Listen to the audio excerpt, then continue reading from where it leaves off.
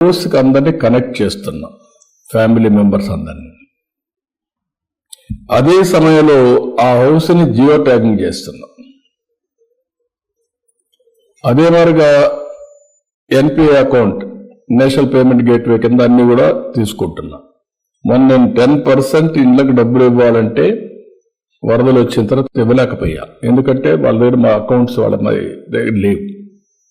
Collect చేయడానికి చాలా time పట్టింది. ఇప్పుడు అందరు అకౌంట్స్ వస్తున్నాయి. ఇంటి మీద పంపించాలని ప్రాబ్లం ఉండేది, ఇప్పుడు జియో ట్యాగింగ్ చేసేసాం.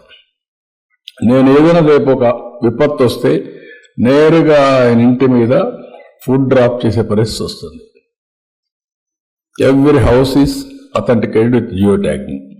ఇవన్నీ ఎందుకు చేశామంటే, ఈరోజు నేను సమాజాన్ని ఒక నిర్దిష్టమైన విధానంతో, ఒక విజన్తో, ఎవ్రీ వ్యక్తి ఆనందంగా ఉండాలి, ఎవ్రీ కుటుంబం ఆనందంగా ఉండాలి, సమాజం ఆనందంగా ఉండాలి.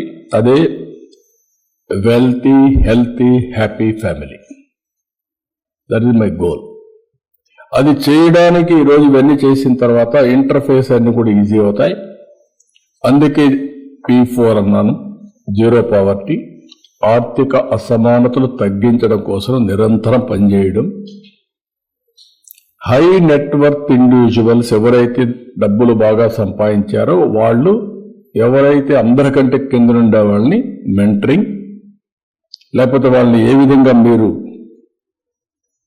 పైకి తీసుకురావాలో ఒక కార్యక్రమం తీసుకొని చేయమంటున్నాం. ఒక ఆర్గనైజేషన్ కావచ్చు, వాళ్ళ యొక్క ఆర్థిక వనరులను బట్టి, వాళ్ళ శక్తి సామర్థ్యాలను బట్టి, వాళ్ళ విల్లింగ్నెస్ను బట్టి, వాళ్ళ యొక్క ఎబిలిటీ అంటే ఒకసారి కెపాసిటీ ఉంటుంది. ఆ కెపాసిటీని బట్టి నేను పూర్తిగా టైం చేయలేను. అదే డబ్బులు ఉన్నాయి. డబ్బులు ఉన్నప్పుడు నేను ఒక సీఈఓని పెట్టి నేను గైడెన్స్ ఇచ్చి ఆయన ద్వారా చేయించుకోగలుగుతాం.